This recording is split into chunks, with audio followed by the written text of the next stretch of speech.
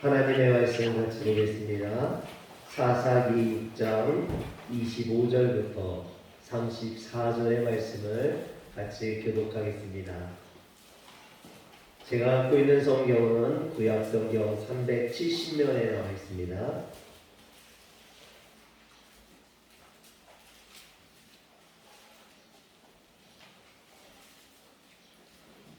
구약성경 370면, 371면, 사사기 6장 25절부터 34절의 말씀을 저하고 교독합니다.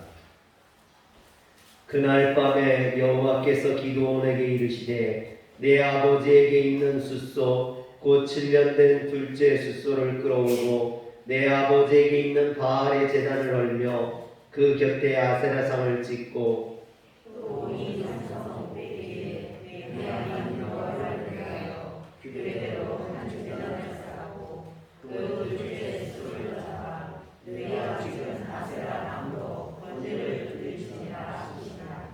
이에 기드온이 종 10사람을 데리고 여호와께서 그에게 말씀하신 대로 행하되 그의 아버지의 가문과 그 성읍 사람들을 두려워하므로 이 일을 감히 낮에 행하지 못하고 밤에 행하니라.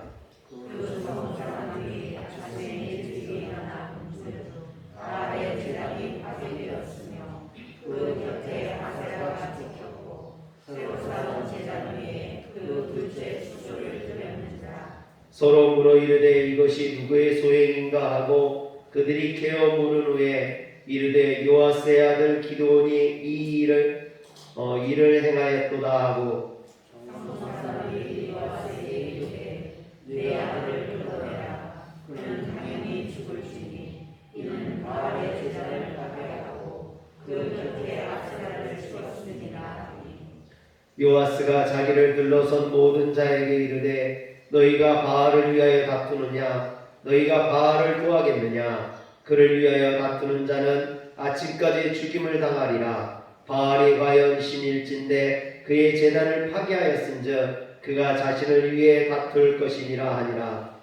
그날에 기드온을 두고 바알이라 불렀으니 이는 그가 바알의 제단을 파괴하였으므로 바알이 그와 더불어 다툴 것이라 하니라. 그때 미디안과 아말렉과 동방 사람들이 다 함께 모여 요단강을 건너와서 이스라엘 골짜기에 진을 친지라. 여호와의 영이 기드온에게 임하시니 기드온이 나팔을 불매 아비에셀이 그의 뒤를 따라 구름을 받으니라. 아멘. 할렐루야. 지난번에 제가 모임이 있어서 밖에 나가 있는데 모르는 번호로부터 문자가 왔습니다. 아빠, 나 핸드폰 액정이 깨져서 지금 급하게 고치러 가고 있는데 친구 전화니까 이 전화로 전화해줘 그러는 겁니다. 근데 이게 누군지를 모르겠어요. 여러분들도 아시다시피 저희 집에 애들이 셋이 있는데 생각해보니까 소연이하고 디아는 비대면 때문에 학교를 못 가고 집에서 수업을 하고 있고요.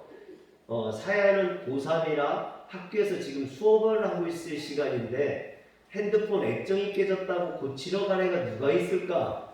그런 생각이 드는 거예요. 그래서 주변에 있던 목사님들한테 이상한 문자가 왔다고 보여줬더니 목사님들이 하는 말이 이거 보이스피싱이라고 여기에 전화하면은 친구가 지금 잠깐 어디 가서 전화를 못 받으니까 액정값을 보내달라고 그런다라는 거예요. 여러분 참 사람들이 이런 것으로도 사기를 치나 요즘 사람들이 참 나쁜 사람들이 악한 사람들이 많다 그런 생각을 했습니다. 그러고 나서 생각을 해보니까 저는 안 속았지만 시골에 계신 저희 어머니는 이런 문자가 오면 속겠다 싶은 거예요. 그래서 어머니가 걱정돼서 이제 시골에 계신 어머니한테 전화해서 이런 문자가 오면 전화 받지 말라고 전화하면 안 된다고 저한테 전화하시라고 그렇게 이제 말하려고 전화를 드렸습니다. 근데 어머니한테 얘기를 했더니 어머니가 그러는 거예요. 좀 전에 경찰이라면서 전화가 왔는데 어머니 통장이 해킹됐다면서 통장에 얼마가 들었는지 그것을 다 찾아서 지금 자신이 얘기하는 대로 가지고 오라고 그랬다라는 거예요. 근데 어머니가 그때 화장실이 너무 급해가지고 잠깐만 기다리라고 내가 화장실 좀 갔다 올 테니까. 그리고 이제 화장실 들어갔다 나오는데 저희가 전화를 한 거예요. 그래서 어머니한테 얘기했더니 어머니가 그 얘기를 하시는 겁니다. 그래서 제가 어머니한테 어머니 그거 보이스피싱이에요. 그거 찾아서 그 사람들 주면 큰일 납니다. 주면 안 됩니다. 그랬더니 어머니가 큰일 날 뻔했다고. 화장실 급하지 않았으면 그거 돈 찾아가지고 다 그 사람들 줄 뻔했다고 그러시는 겁니다. 여러분, 그러면서 저희 어머니가 하시는 말씀이 세상에 왜 이렇게 악하고 나쁜 사람들이 많은지 모르겠다면서 저한테 정신 바짝 차리라고. 저는 지금 어머니가 걱정돼서 그러는데 어머니는 저를 걱정하시면서 정신 바짝 차리고 살아야 된다고 그러시는 겁니다. 그런데 여러분, 제가 이런 일을 당해보니까 이 보이스피싱이 남의 얘기가 아니에요. 언제 저나 여러분들이 당할지 모르는 일입니다. 그러므로 여러분 조심하셔야만 합니다. 우리 성도님들 조심하세요. 경찰이라거나 어디 금융 감독관이라거나 이런 데서 전화 와가지고 통장 비밀번호 물어본다거나 아니면 통장에 돈을 찾아서 어디에다 가져오라 간다든가 이런 거 하면은 여러분 조심하시길 바랍니다. 그거 여러분들을 속이려는 그런 보이스피싱이니까 우리 성도님들이 조심하시길 바랍니다. 이런 사기를 당하는 사람들을 보면요, 그 사람들이 지혜가 없어서 또는 무식해서 당하는 게 아니라는 거예요. 그만큼 악한 자들의 유혹이 교묘하고 집요하다는 거죠. 그래서 분별해내기가 쉽지가 않아요. 또 분별한다 할지라도 그것으로부터 나를 지키기가 쉽지 않다는 거죠. 마치 여러분 경찰이 100명이 있어도 도둑 하나 맞기가 쉽지 않다라는 것입니다. 마찬가지예요. 그러므로 무엇보다 중요한 것은 하나님이 우리를 지켜주셔야만 합니다. 모든 거짓과 악의 위험으로부터 우리를 보호해 주시지 않으면 우리는 속을 수밖에 없고 악한 자의 덫에 빠질 수밖에 없다라는 거죠. 할렐루야. 사랑하는 성도 여러분, 그래서 여러분들을 기도하시고 하나님이 여러분들을 지켜주시길 주의 이름으로 축원합니다. 오늘 말씀을 보면 사사시대에 이스라엘 백성들이 하나님 앞에 범죄함으로 하나님께서 이스라엘을 미디안의 손에 넘겨주셨습니다. 그래서 미디안 사람들이 쳐들어와서 추수 때만 되면은 이스라엘 백성들이 열심히 농사 지은 것들을 약탈해 가는 거예요. 그것을 빼앗아 가는 겁니다. 그래서 이스라엘 백성들은 농사 지어도 다 빼앗기니까 그 형편이 어려울 수밖에 없고 괴로울 수밖에 없는 거죠. 그래서 이스라엘 백성들이 하나님 앞에 부르짖습니다. 우리가 본 이 사사기 6장 7절에 보면 이스라엘 자손이 미디안으로 말미암아 여호와께 부르짖었으므로 이렇게 돼 있어요. 이스라엘 백성들이 하나님 앞에 괴로우니까 부르짖었다라는 거죠. 그들의 부르짖음을 들으시고 하나님께서 이스라엘 백성들을 구원하기 위해서 한 사람을 선택하시고 부르십니다. 그 사람이 기드온인 거죠. 11절에 보면 여호와의 사자가 아비에셀 사람 요아스에게 속한 어브라에 이르러 상수리 나무 아래 앉으니라. 마침 요아스의 아들 기드온이 미디안 사람에게 알리지 아니하여 밀을 포도주 틀에서 타작하더니 했습니다. 이때 기드온을 보면요, 이 기드온도 미디안 사람들을 두려워해서 타작을 하면서도 또 그것을 공개적으로 하지 못하고 포도주 틀에 숨어서 몰래 하는 것을 보게 됩니다. 그만큼 이 기드온도 미디안 사람들이 무서웠다는 거죠. 그런데 여호와 하나님께서 나타나셔서 이 기드온을 이스라엘 백성들을 구원할 사사로 부르셨던 겁니다. 그래서 14절에 보니까 여호와께서 그를 향하여 이르시되 너는 가서 이 너의 힘으로 이스라엘을 미디안의 손에서 구원하라. 내가 너를 보낸 것이 아니냐 하시니라 됐습니다. 여러분, 하나님께서 내가 너를 보냈겠다라는 거예요. 이스라엘 백성들을 미디안 손에서 구원하게 내가 너를 보내겠다라 말씀하시는데 기드온은 핑계를 대면서 자신은 할 수 없다라고 이야기합니다. 15절에 보니까 주여 내가 무엇으로 이스라엘을 구원하리까? 보소서 나의 집은 므낫세 중에 극히 약하고 나는 내 아버지 집에서 가장 작은 자니이다 라고 말을 합니다. 여러분, 나는 할 수 없다는 거예요. 나는 우리 집 막내고 힘도 약하고 우리 집은 뭐 그렇게 뛰어난 집도 아니고 할 수 없다는 거죠. 그러나 하나님은 포기하지 아니하시고 16절에 보니까 여호와께서 그에게 이르시되 내가 반드시 너와 함께하리니 네가 미디안 사람 치기를 한 사람을 치듯 하리라 하시니라 그랬습니다. 이 얘기는 네 힘으로 하는 게 아니라는 겁니다. 내가 함께 해줄 때 내 능력 가지고 네가 하면 된다라고 말씀하시는 거죠. 이에 기도는 하나님께 표징을 구하고 염소를 잡아다 하나님 앞에 순종과 혼신의 제사를 드립니다. 그리고 나서 이제 오늘 우리가 읽은 말씀 25절 26절에 보면 그날 밤에 여호와께서 기드온에게 이르시되 내 아버지에게 있는 숫소 곧 7년 된 둘째 숫소를 끌어오고 내 아버지에 있는 바알 제단을 걸며 그 곁에 아세라상을 찍고 또 이 산성 꼭대기에 내 하나님 여호와를 위하여 규례대로 한 제단을 쌓고 그 둘째 숫소를 잡아 내가 찍은 아세라 나무로 번제를 드릴지니라 그랬습니다. 즉 하나님께서 기드온에게 이제 너는 내가 부른 사람으로서 일을 하라는 겁니다. 그런데 어떤 일을 하냐? 먼저 이스라엘 백성들이 죄에 빠질 수밖에 없었던 그 근본적인 문제, 우상을 찍어버리라는 거예요. 그 우상을 찍고 그 우상을 찍은 나무를 가지고 나한테 번제를 드리라라고 말한 겁니다. 여러분, 기드온은 그런데 그 일을 하기는 하는데 아직 두려움이 있어요. 겁이 있어요. 왜? 내가 이 아세라와 바알상을 찍으면 사람들이 어떻게 할까? 우리 아버지가 나를 뭐라 할까? 그것이 걱정되고 염려가 되어서 대낮에 사람들이 보는 앞에서 하나님의 명령을 따라 행하는 것이 아니라 밤에 몰래, 사람들 몰래 그 일을 행하게 됩니다. 그런데 이 기드온이 염려하고 걱정했던 일이 30절에 보면 일어나죠. 성읍 사람들이 요아스에게 이르되 내 아들을 끌어내라. 그는 당연히 죽을지니 이는 바알의 제단을 파괴하고 그 곁에 아세라를 찍었음이니라. 여러분, 지금 여기서 바알과 아세라 우상을 찍었다고 격분해서 기드온을 내놓으라고, 기드온을 죽이겠다라고 말하는 사람들을 한번 잘 보시기 바랍니다.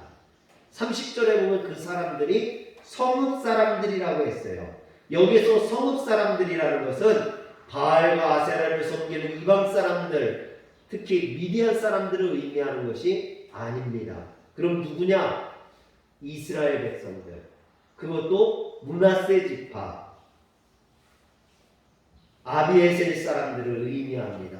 즉 기드온의 고향 사람들인 거예요. 기드온의 성읍 사람들인 거예요. 여러분, 하나님의 백성이라고 하는 이스라엘 백성들이 하나님의 명령을 따라 우상을 찍어 불태운 기드온을 지금 죽이겠다라는 겁니다. 왜? 바알과 아세라를 우상을 찍어버렸기 때문에. 여러분, 이게 말이 됩니까? 저는요 이 말씀을 보면서 깜짝 놀랐습니다. 하나님의 백성들이 어떻게 이렇게 할 수 있을까? 하나님의 백성들이 썩을 대로 썩었구나. 어떻게 하나님을 믿는 사람들이 바알과 아세라상을 찍었다고 이렇게 몰려와서 사람을 죽이겠다라고 말할 수 있는가? 여러분, 저는요 도저히 이해가 되지 않았습니다. 그러면서 드는 생각이, 어쩌다가 이스라엘 백성들이 이렇게 타락하게 되었을까? 여러분, 어쩌다가 이렇게 됐을까요? 그런데 이렇게 쉽게 타락할 수 있는 것이 또한 우리 인간입니다. 우리들이라는 것이죠. 여러분, 하나님의 마음에 합한 자라겠던 다윗, 이스라엘의 최고의 왕 아닙니까? 많은 시편을 써서 하나님을 찬양했던 사람이고, 하나님을 향한 열정만으로 골리앗을 쓰러뜨렸던 그런 용사였고, 또 사울왕에게 억울하게 쫓겨다니면서도 하나님을 향한 신뢰를 잃어버리지 않았던 그런 자였습니다. 그런데 그가 왕위에 오른 후에는 어떻게 타락했습니까? 남편이 있는 여자를 끌어들여서 동침을 하고 임신을 시키고, 그것도 모자라서 그의 남편을 전쟁터에 보내서 죽이는 일까지 행하지 않습니까? 이처럼 아무리 의롭고 위대한 사람, 한순간, 그런데 그런 사람도 한순간 방심하면 죄의 나락에 빠질 수밖에 없다라는 거예요. 그래서 어떤 신학자는요, 인간의 의라는 것이 원래 벼랑 끝에 서 있는 것과 같다라는 거예요. 여러분, 벼랑 끝에 서 있는 사람은요, 잘못해서 발 하나 잘못 내딛으면 벼랑 밑으로 떨어져 죽을 수밖에 없다는 거예요. 우리가 그런 거예요. 아무리 의롭다고 잘난 척을 해도요, 한순간 방심하면 금방 죄악에 빠질 수밖에 없다라는 겁니다. 그만큼 위험한 거라는 것이죠. 그래서 바울 사도는 고린도전서 10장 12절에 보니까 그런즉 선줄로 생각하는 자는 넘어질까 조심하라고 그랬어요. 또 베드로전서 5장 8절에 보니까 근신하라 깨어라 너희 대적 마귀가 우는 사자와 같이 두루다니며 삼킬 자를 찾느니라고 했습니다. 사랑하는 성도 여러분, 오늘 이런 말씀이 우리를 향한 경고인 줄 믿으시길 바랍니다. 에이 목사님, 나는 절대 안 그래. 아이 목사님, 우리 남편은 절대 바람 안 펴. 여러분, 장담하지 마세요. 누구든지 이런 악한 자의 유혹에, 죄악의 덫에 빠질 수 있다라는 거예요. 그래서 우리는 늘 교만하지 말고 근신하고 기도해야 될 줄 믿으시길 바랍니다.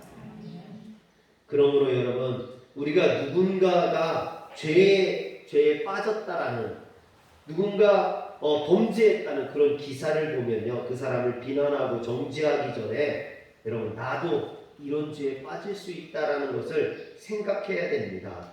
그러므로 우리가 언제 나도 그렇게 될지 모른다는 두려운 마음을 가질 때 우리는 조심하게 되고 근신하게 됩니다. 저도 마찬가지예요. 여러분, 간혹 이렇게 큰 교회 목사님들이 어떤 불미스러운 사건으로 뉴스에 나오거나 그럴 때가 있습니다. 그런 것을 보면 제 마음속에 어떤 생각이 드냐면, 아니 저렇게 똑똑하고 저렇게 훌륭하고 저렇게 뛰어난 목사님들도 저렇게 범죄에 빠지는데 나 같은 사람은 어떻겠는가. 그래서 참 조심해야겠다, 그런 생각이 듭니다. 그리고 늘 기도하죠. 하나님, 제가 한순간 실수로 죄의 유혹에 빠져 하나님의 영광을 가리거나 교회에 피해 주는 일이 없게 하여 주옵소서. 늘 신실하고 진실하고 정직할 수 있도록 주님 도와주세요. 할렐루야. 여러분, 저만 그렇게 기도해야 할 게 아니라 여기 있는 우리 모두가 다 그렇게 기도해야 되는 줄 믿으시길 바랍니다. 주님께서 공생애를 시작하시기 전에 광야로 나가서 40일 동안 금식하셨죠. 그리고 마귀에게 이끌려서 시험을 받으셨습니다. 오늘 말씀에도 보면 기드온으로서, 하나님의 사람으로서 이 역할을 시작하기 전에 그 바알과 아세라를 찍은 일로 인해서 사람들에게 죽을 위협을 당했어요. 이것을 통해서 우리가 알 수 있는 건 뭐냐면요, 우리가 하나님의 일을 하기 전에 하나님 앞에 쓰임받는 사람은요, 시험이 있다라는 거예요. 환난이 있다라는 겁니다. 그런데 그때 낙심하고 실망할 것이 아니라 우리가 기도함으로 그것을 이겨낼 수 있어야만 합니다. 그 시험을 이길 수 있어야 된다라는 거죠. 그러므로 우리는 더욱 근신하여 깨어 있어야만 합니다. 기도해야 된다는 거죠. 그래서 베드로전서 4장 7절에 보면 만물의 마지막이 가까웠으니 그러므로 너희는 정신을 차리고 근신하여 기도하라 그랬습니다. 마지막 때가 가까웠다라는 거예요. 여러분, 깨어 있어야 됩니다. 기도해야 돼요. 디아야, 깨어 있어야 된다니까. 그렇게 졸다가는 시험에 유혹에 빠질 수도 있어. 여러분, 마찬가지입니다. 제가 늘 뭐 저희 애들을 가지고 얘기를 하지만 그것은 대표를 이야기하는 거죠. 오늘 우리 마찬가지예요. 우리가 졸고 있어서는 안 돼요. 여러분 잠들어 있어서는 안 됩니다. 깨어 있으라라고 이야기하잖아요. 정신 차리라고 이야기하잖아요. 여러분 기도할 수 있어야 된다라고 이야기합니다. 사랑하는 성도 여러분, 우리가 죄의 유혹에 빠지지 않기 위해서 기도해야 됩니다. 은혜 받아야 됩니다. 요즘 교회들을 보면 점점 은혜가 식고 있어요. 기도의 불이 꺼지고 있습니다. 코로나로 인해서 겨우 주일 예배만 드리고 있는데 이러다가는 주일 예배의 불마저도 꺼지지 않을까 걱정이 됩니다. 사람들이 이제는 뭐 새벽 예배, 수요 예배 다 없어요. 주일 예배 하나만 드리는데 그것마저도 드리기가 어렵다라는 거예요. 여러분, 그래서 우리가 성령의 불을 지펴야 됩니다. 주일 예배가 불타올라야 돼요. 성령으로 충만해져야 됩니다. 여러분, 그래서 이 주일 예배 받은 은혜로 수요 예배를 살릴 수 있어야 돼요. 수요 예배 받은 은혜로 새벽 예배를 살릴 수 있어야 돼요. 자꾸만 주일 예배, 수요 예배, 새벽 예배가 불타올라야 됩니다. 오늘 우리 장로님 기도하신 것처럼 여러분 자꾸 모이고 기도하고 예배 드릴 수 있어야 돼요. 그런데 점점 불타오르는 게 아니라 기도의 불이 꺼져가고 예배의 불이 꺼져간다면 여러분 그 교회는, 그 성도들은 자꾸만 죽어갈 수밖에 없다라는 거죠. 여러분, 그런가 하면 제가 두 번째로 놀란 것은 34절이에요. 34절에 보면 여호와의 영이 기드온에게 임하시니 기드온이 나팔을 불매 아비에셀이 그의 뒤를 따라 부름을 받으니라 했습니다. 여기에서 아비에셀이 누구냐? 이 아비에셀은요 이스라엘 12지파 중에 므낫세 지파의 일종으로 기드온의 고향 사람들이에요. 그런데 이 사람들이요 30절에 보면은 30절에 기드온을 죽이겠다고 바알과 아세라를 찍은 사람을 죽이겠다고 막 와가지고 기드온을 내놓으라고 소리 질렀던 그 사람들이라는 거예요. 그런데 30절에 분명 바알과 아세라를 찍은 사람을 죽이겠다고 기드온을 죽이겠다고 했던 사람들이 34절에 보니까 그들이 기드온을 따라서 지금 일어나는 것을 보게 됩니다. 하나님의 역사를 이루기 위해서 일어나는 것을 보게 돼요. 아니 어떻게 이렇게 30절에서 34절로 가니까 사람들이 이렇게 변했느냐라는 거죠. 그들이 부름받을 수 있었느냐는 겁니다. 그래서 저는 오늘 말씀을 준비하면서요 본문을 깊이 묵상하다가 중요한 두 가지 영적인 진리를 깨달았습니다. 첫째는 뭐냐면요 성령 충만이 주는 능력이 있다라는 거예요. 한번 따라합시다. 성령 충만이 주는 능력. 성령 충만이 주는 능력. 여러분 이것을 우리가 받아야 될 줄 믿으시길 바랍니다. 기드온의 고향 사람들이 어떻게 이렇게 극단적으로 변할 수 있었을까? 기드온의 능력이 아니라는 거예요. 기드온의 능력으로는 사람을 변화시킬 수가 없어요. 성령의 능력이 이 일을 가능하게 했다라는 겁니다. 성령의 능력이 임하시면요 사람이 변화되는 거예요. 성령의 능력이 임하시면 달라지는 거예요. 사울이 바울이 되듯이 이렇게 달라질 수 있는 겁니다. 기드온은 하나님의 부름을 받고도요 변명을 일삼았던 자예요. 나는 할 수 없습니다. 우리 집은 작은 자고요. 나는 우리 집 중에서도 막내고요. 나는 할 수 없어요. 그랬던 사람이 지금 미디안이 쳐들어왔다고요. 나팔을 불고 이스라엘 백성들을 불러 모으는. 여러분 처음에 하나님께서 바알과 아세라를 찍으라고 했을 때요. 사람들이 두려워서 밤에 몰래 했던 사람이잖아요. 그런데 그 기드온이 담대하게 낮에 나팔을 불러서 이스라엘 백성들을 불러 모은다라는 거예요. 변했죠. 기드온이 먼저 변한 거예요. 그랬더니 어떤 역사가 있습니까? 기드온만 변하는 게 아니라 기드온을 죽이려고 했던 기드온을 마을 사람들, 아비에셀 사람들도 변화된 겁니다. 그들은 바알과 아세라상을 찍어 불태운 것 때문에 기드온을 죽이려고 했던 사람들, 강팍했던 사람들입니다. 그런데 그런 그들이 이제 기드온의 나팔 소리를 듣고 먼저 반응을 한다는 거예요.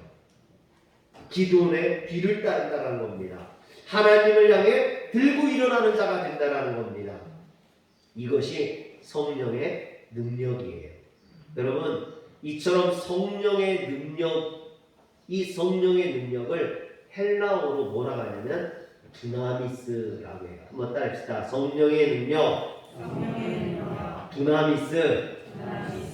성령의 능력, 두나미스. 여러분, 이 두나미스에서 나온 말이 그 다이나마이트라는 말이에요. 폭발이 나는 강한 능력의 강력한 폭발적인 능력, 이게 바로 두나미스입니다. 그래서 사람들의 심령을 변화시킬 수 있는 건 이런 두나미스의 능력인 거죠. 코로나로 인해서 교회에 대한 세상의 비판이 심해지면서 교회들 내에서 자성의 목소리가 나오고 있어요. 우리가 조금 더 도덕적으로 살자거나 환경을 생각하고 이웃을 생각하고 배려하자, 또는 교회를 투명하게 운영하자, 기득권에서 내려와서 세상을 섬기자 등등 여러 가지 이런 자성의 목소리가 들려옵니다. 그런데 이 모든 것들이 다 중요해요. 그런데 이것만으로 교회가 변화될 수 있느냐, 이것만으로 교회가 다시 세워질 수 있느냐? 저는 그렇지 않다고 봐요. 물론 그것을 통해서 교회 이미지가 조금 달라질 수는 있어요. 그러나 정말 중요한 것은요, 교회에 성령의 능력, 두나미스가 있어야 된다는 겁니다. 할렐루야. 성령의 능력이 아니고서는, 두나미스가 아니고서는 이 한국 교회를 고칠 수가 없다라는 거예요. 한국 사회를 회복시킬 수가 없다라는 겁니다. 여러분, 그래서 저는 기도해야 합니다. 하나님의 성령의 능력이 필요합니다. 우리에게 두나미스를 주시옵소서. 두나미스로 한국 교회가 다시 한번 불같이 일어나게 하여 주옵소서. 우리가 기도해야 됩니다. 한번 따라합시다. 하나님의 성령의 능력이 필요합니다. 우리에게 두나미스를 주시옵소서. 두나미스로 한국교회가 다시 한번 불같이 일어나게 하여 주옵소서. 여러분, 이 한국교회에 지금 성령의 능력이 필요하다는 거예요. 성령의 불같은 역사가 다시 한번 일어나지 않고서는 이 한국이 변할 수 없습니다. 교회들이 다시 세워질 수 없다라는 거죠. 그런데 성령을 원어로 보면요, 옷을 입혀주시다라는 뜻이 있어요. 경찰이 사복을 입고 다니면 아무런 능력이나 권한이 없어요. 경찰이 경찰의 제복을 입었을 때 비로소 경찰의 능력, 권위가 생기는 거죠. 그래서 군인은 군인으로서 군복을 입어야 되는 거고, 학생은 학생으로서 학생복을 입어야 되는 거고, 여러분, 성도는 성도로서 성도의 옷을 입어야 되는 겁니다. 그것이 사람의 신분과 권위를 상징하기 때문인 거죠. 제가 목사님들과 일이 있어서 이제 밖에 식사 자리에 나갔어요. 이렇게 로만 칼라를 하고 이렇게 하고 나갔습니다. 그런데 거기에 이제 네 분이 모였는데 다른 분들도 이렇게 저처럼 이렇게 옷을 입고 온 거예요. 근데 그 식당 주인이 성당을 다니는 분이었는가 봐요. 저희들이 이렇게 로만 칼라를 하고 오니까 신부님들이 오신 줄 알고 엄청 좋아하는 거예요. 그리고 막 이렇게 잘하고 막 서비스도 주고 막 그러는 겁니다. 그런데 그 자리에서 우리 신부 아니라고 얘기하기가 좀 그런 거예요. 그래서 이제 식사를 하고 이렇게 나오다가 한 분이 이제 한 목사님이 그런 겁니다. 저기 죄송한데 우리는 신부님들이 아니라 목회자들입니다. 그랬더니 이분의 안색이 확 바뀌는 거예요. 확 바뀌면서 그 목사님한테 그러는 거예요. 아니, 목사님들이 왜 신부님들 옷을 입고 와가지고 사람을 헷갈리게 하냐고 막 그러면서 뭐라고 하는 거예요. 근데 그 자리에서 뭐 싸우기도 그렇고 뭐 설명하기도 그렇고 그래서 그냥 왔는데 여러분 이게 신부의 옷이 아니에요. 원래 신부님들이 주로 입으니까 이게 신부님들 옷으로 되어 있는데 원래 이 옷은요 그 영국 성공의 목회자들의 옷이에요.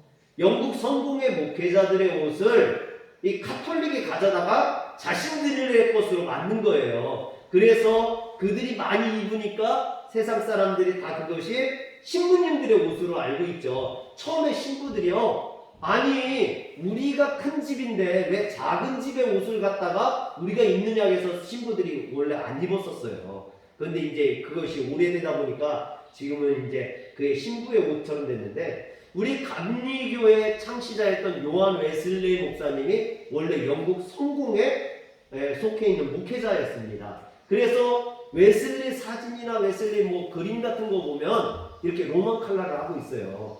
웨슬리 목사님이 이런 것을 입었기 때문에 그의 제자였던 그 감리교 목회자들이 다 로만 칼라를 하고 있는 거예요. 그래서 우리나라에서도 주로 감리교 목회자들이 로만 칼라를 많이 해요. 여러분, 그런데 모르는 사람들은 이게 신부 옷인데 왜 목사가 입냐고 자꾸 그러는 분들이 있어요. 아닙니다. 신부들이 먼저 입은 게 아니라 이게 원래 목회자들의 옷이라는 거예요. 여러분, 그런데 이제 오해라는 거죠. 뭔 얘기하다 여기까지 갔네요. 여러분, 기드온이 포도주 틀에서 밀을 수확할 때는요 아무 능력이 없었어요. 사람들을 두려워하고 숨어서 할 때는 능력도 권위도 없었습니다. 그런데 그에게 성령의 능력이 임하고 성령이 옷 입혀지고 나니까 그가 사람들 앞에 나와서 나팔을 불고 민족을 구원하는, 사람들이 그의 뒤를 따르는 그런 일들이, 역사가 일어났다라는 거예요. 사랑하는 성도 여러분, 저도 여기 있는 저도 마찬가지입니다. 저에게 목회자의 옷을 입혀주셨기 때문에 여러분들 앞에 서서 하나님의 말씀을 배워날 수 있는 것이지, 제가 여러분들보다 똑똑하다거나 뛰어나서가 아니라는 거예요. 저보다도 더 뛰어나고 똑똑하신 분들이 많아요. 그러나 저에게 목회자의 옷을 입혀주셨기 때문에 성령의 능력으로 여러분들에게 하나님의 말씀을 증거하고 있는 거죠. 이것이 제 능력이 아니라는 겁니다. 하나님의 말씀을 대언하는 것은 성령의 능력이라는 거죠. 그러므로 오늘 우리 모두가 성령님이 입혀주시는 그 능력의 옷을 입어야 될 줄 믿으시길 바랍니다. 기드온이 성령의 능력을 입으니까 그 기드온의 고향 사람들, 아비에셀 사람들이 변화되잖아요. 여러분, 목회자가 변해야 교회가 변합니다. 여러분들이 변해야 여러분들의 자녀들이 변하고 여러분들의 가정이 변화됩니다. 오늘 우리 교회가 변해야 우리 나라가 변하고 이 세상이 변할 수 있습니다. 그러므로 우리가 하나님께 구해야 되는 것은 두나미스예요. 성령의 능력입니다. 예수님께서 공생애를 시작하실 때 성령을 입었어요.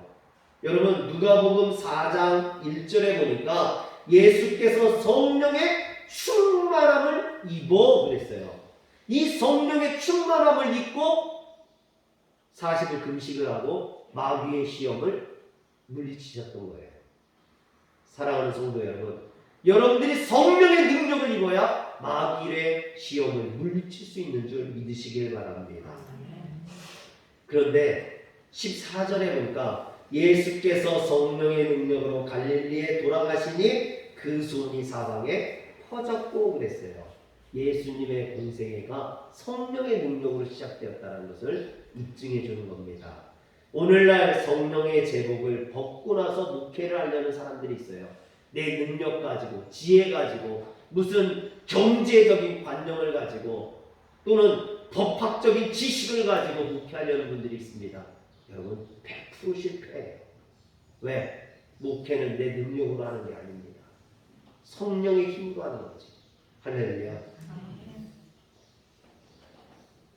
참으로 안타까운 일이죠. 오로지 성령의 능력으로만 할 수 있는 겁니다. 제가 성령의 제복을 입고 성령님의 능력으로 목회하는 참된 하나님의 목회자가 되게 해달라고, 그래서 우리 성도님들은 기도해 주셔야 됩니다. 여기 있는 이상렬 목사가 정말 성령의 능력을 있게 해달라고. 그러지 않고서는 우리 화련교회를 일으켜 세울 수 없어요. 이곳이 하나님의 거룩한 성전이 될 수 없다라는 거죠. 오늘날 성령의 제복을 우리가 입어야만 합니다. 그래서 두 번째로 제가 깨달은 것은요, 변화된 지도자 한 명이 얼마나 귀한가라는 거예요. 성령에 감동받은 한 사람이 나오면 그 사람으로 인해서 그 주변에 수많은 사람이 변화되게 된다는 겁니다. 옛날 같으면 미디안 연합군의 침공 앞에서 부들부들 떨고 숨어있을 기드온이 변화되니까 그가 나팔을 불고 일어나지 않습니까? 그때 이스라엘 백성들이 따라 일어나서 적을 물리치고 나라와 민족을 구원하게 됩니다. 예레미야 5장 1절에 보면요, 하나님은 악한 세상에서 정의를 행하며 진리를 행할 수 있는 한 사람을 찾는다고 그랬습니다. 5장 1절에 보니까 너희는 예루살렘 거리로 빨리 다니며 그 넓은 거리에서 찾아보고 알라. 너희가 만일 정의를 행하며 진리를 구하는 자를 한 사람이라도 찾으면 내가 이 성읍을 용서하리라. 여러분, 하나님이 찾으시는 그 한 사람, 하나님의 성령으로 능력을 힘입을 수 있는 그 한 사람, 그 한 사람이 바로 여러분들이 되어야 됩니다. 여기 있는 우리가 하나님이 찾으시는 그 한 사람이 될 수 있어야만 합니다. 기드온은 그 한 사람이 되었어요. 어두운 시대, 하나님을 잃어버리고 우상을 섬기는 그 사사시대에 이스라엘 백성들을 깨울 수 있는 그 한 사람, 기드온이 그 한 사람이 되었습니다. 그때 이스라엘 백성들이 구원을 받았습니다. 오늘 저는 꿈을 꿉니다. 우리 화련교회 모든 성도들이 성령의 제복을 입고 무장하여 이 지역사회를 변화시키고 나아가 이 나라와 이 민족을 구원할 수 있는 그런 하나님이 찾으시는 기드온과 같은 한 사람이 되는 것을 꿈꿉니다. 이 일은 다른 누가 할 수 있는 게 아니에요. 오늘 우리가 해야 될 일입니다. 여기 있는 여러분들이 해야 될 일입니다. 그러나 사실 우리의 능력으로 이 일이 가능한 건 아니에요. 내 능력으로 하는 건 아닙니다. 하나님의 능력으로 두나미스로 하는 겁니다. 그러므로 여러분, 우리는 기도해야 됩니다. 하나님, 내가 성령을 충만하게 하여 주옵소서. 우리 화련교회가 두나미스로 충만하게 하여 주옵소서. 오늘 우리 교회들이 하나님 앞에 온전하게 일어나게 하여 주옵소서. 사랑하는 성도 여러분, 우리 이 화련교회가 성령으로 충만한, 그래서 이 지역사회를 깨울 수 있는 그런 두나미스의 능력을 가진 교회가 되기를 주의 이름으로 축원합니다. 기도하겠습니다. 전능하신 하나님, 오늘도 악한 자들이 하나님의 기회를 무너뜨리려고 하고 하나님의 사람들을 미혹해서 넘어뜨리려고 하는 이 시대에 오늘 우리가 성령의 능력으로 바로 서게 하여 주옵소서. 성령의 능력으로 일어서게 하여 주옵소서. 두나미스로 이 지역사회를 변화시키게 하여 주옵소서. 오늘 우리가 하나님 앞에 간구할 때 우리에게 이와 같은 능력을 주님 허락해 주시옵소서. 우리 주 예수님의 이름으로 기도합니다. 아멘.